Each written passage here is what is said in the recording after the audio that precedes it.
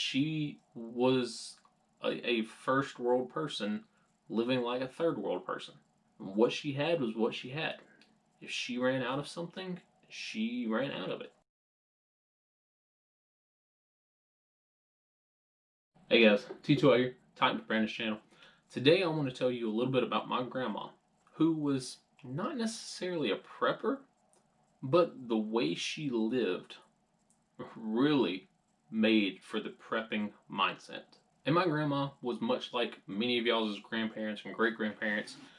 They grew up in tough times. She was born in 1935, so right after the Great Depression, lived for 81 years. And the interesting thing about her is she lived 20 to 25 of those years without power. Of those 20 to 25 years without power, it wasn't when she was younger. I don't know if they had power back then. I'm maybe assuming they did.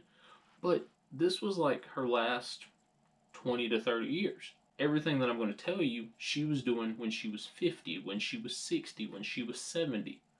So it makes you think, can I do it when I'm 50? Can I do it when I'm 60? What about 70? So let's get into it. I'm going to cover the basic items: fire, water, food, shelter. And I'm also going to talk about items that, if I were in that situation, I would love to have. Shelter. She had a house. Again, this house had no power for 30 plus years. Hand built in like 1901, so really crappy, terrible looking house. The ceilings were like 5'8", 5'9", which did help out with the heating and keeping it cool. We'll get into that later. You walked in her house, it was a living room that I could do this and touch both walls. To the left side was her bedroom. Everything else she kept blocked off. Went past the little door, there was another bedroom and a kitchen dining area. There was no bathroom in that house. When they hand built it in 1900s, bathrooms were not essential. Fire. How did she stay warm? She had a wood burning stove. She also had a kerosene heater. So my grandma had no car. She had no cell phone. She had no power. She had no water. So the kerosene was a very luxury item. If one of us were over at her house checking in on her, we might run up to the store, get her 5 gallons of kerosene, bring it back. That way she has it. But if she ran out, she had no way to call anyone to get more.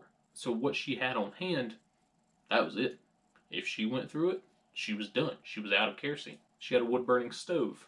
The local church people would bring her wood. Problem with firewood, especially being burnt in a stove, is that it needs to be well seasoned. It needs to be aged.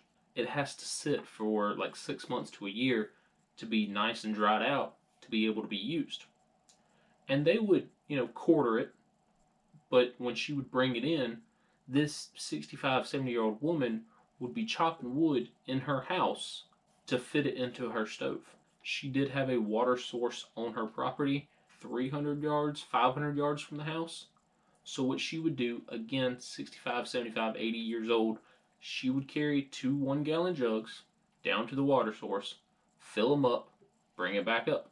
If I did that, it might take me 10, 15 minutes to walk that far and walk back. That was a process for her. Again, 65 plus years old, carrying 16 pounds worth of water. It was a process. That couple 100-yard trip would be about an hour. Now, the water was coming from a natural spring, and so it was pretty clean, pretty clear. We never had it tested or anything, but she would run it through a napkin. Is that doing anything? Is that blocking anything? Probably not. Her food choices. Again, no power, no running water. So her food choices were canned foods and easy to eat, open and eat type meals. Pop-Tarts, bread, peanut butter, things like that. So a lot of the prepper staples. Again, she lived by herself, 65 years old. 1 can of food might last her for a day or two. Other items on this list that I want to kind of talk about: lighting. Her only true light source was a kerosene lantern. That's what she used 99% of the time. Again, this is late 90s, early 2000s, so battery technology, flashlight technology is not where it is today. We didn't have LED bulbs, we didn't have good, rechargeable batteries. If she had a flashlight, it probably ran out of juice or it was only used for emergency purposes. If she saw someone pull up in her driveway, she would shine a flashlight. But that was pretty much it. So she had to be very careful walking around with a kerosene lantern all the time. So if she dropped it, it broke. You have fire, you have kerosene all over the floor, shattered glass, you're 60 years old, you ain't getting out of it. So she had to be very, very careful. Entertainment. She had a radio. She had a big, like, D-cell radio. It was only played one time a week, and that was on Sunday mornings for a local church service. It would play over the radio, 2 hours, she would listen to it, and then she would shut it off. She knew that she could listen to that Sunday morning broadcast for X amount of weeks on those batteries. She did not listen to any music past that point in time. Bathroom and showering slash bathing. There's not a bathroom in the house. How did she use the bathroom? In a bucket. She would save bottles, and she would pee in the bottles because you don't want your bucket to fill up. And she would do her business in a bucket, and then she would take it out and dump it before it got too heavy for her to take out. Think about your situation. If the power goes out and you're on city septic, chances are you're not going to have a bathroom. Have a plan B. It's something that we don't talk about. It's something that we don't mention a lot of. You might be digging cat holes out back. Bathing slash showering slash washing clothes. One of my uncles lived very close to her. He would bring her over to his house. She would shower, she would bathe. But again, you had no clue when she was going to get picked up, when she was going to be able to go wash her clothes. She had a galvanized bucket outside that she would wash her clothes in. It would take her all day to go down, fetch the water, fill the bucket up, heat a fire up to warm the water up. She would wash her clothes, and then she would hang them up outside. Now that works great in the summertime. In the wintertime, you put wet clothes outside, they're going to be frozen by the time you get back to them. So she would have her wet clothes inside. You know, with the wood burning stove, with the kerosene heater, they would drip dry. It took all day, but she could dry her clothes out inside her house. Bathing. Every once in a while, she'd get picked up by either my uncles, taken to one of their places to spend the night, where she could bathe at their house. But again, you had no clue when she was getting picked up.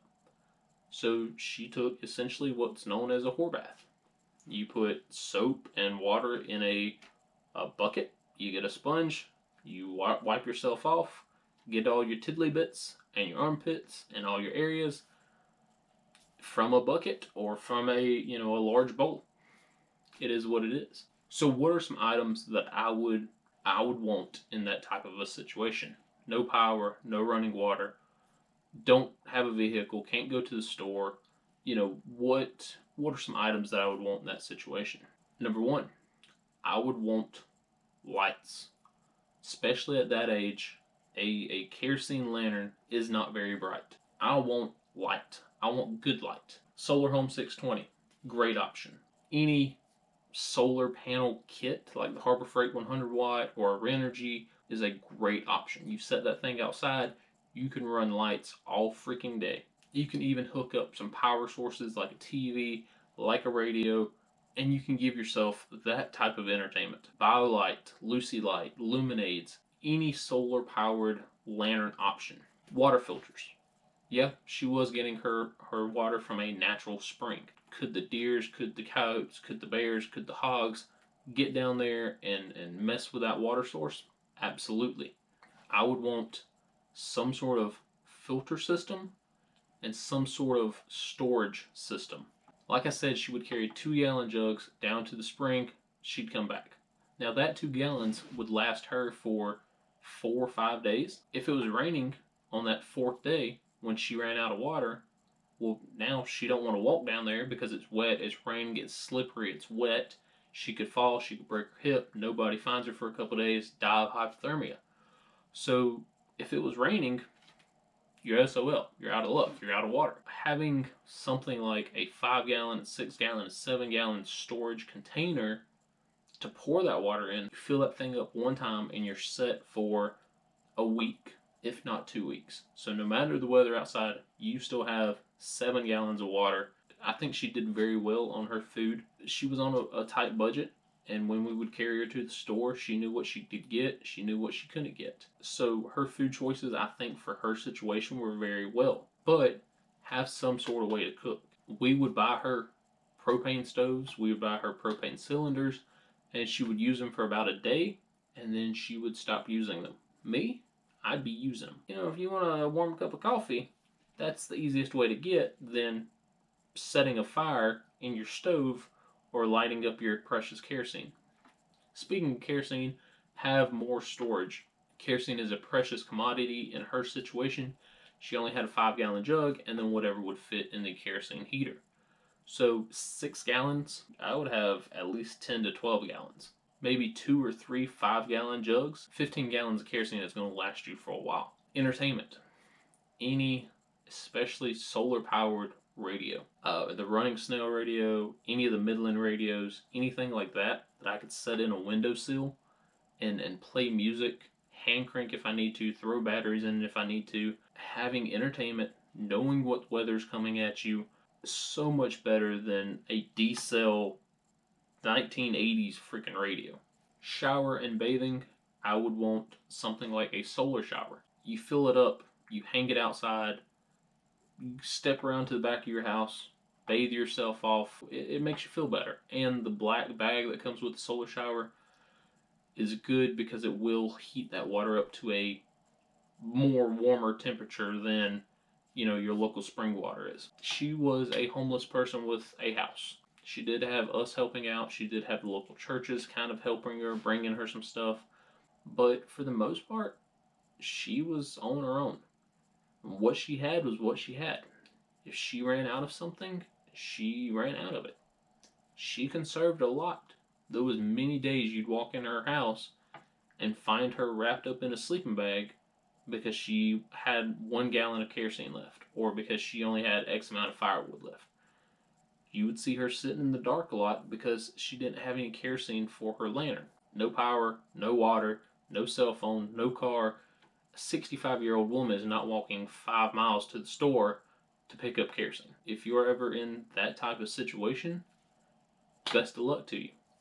Plan now in case you find yourself in that type of situation. We all talk about SHTF. That's exactly what it's going to look like. Yeah, maybe more gardening and more of her chopping down her own wood, but no power, no water, no cell phones, no cars. Maybe there might be a store or a trade area that you can visit. For the most part, you're on your own, Chief. What you have is what you have. You're going to have to ration, you're going to have to conserve. Alright guys, hope you enjoyed this video.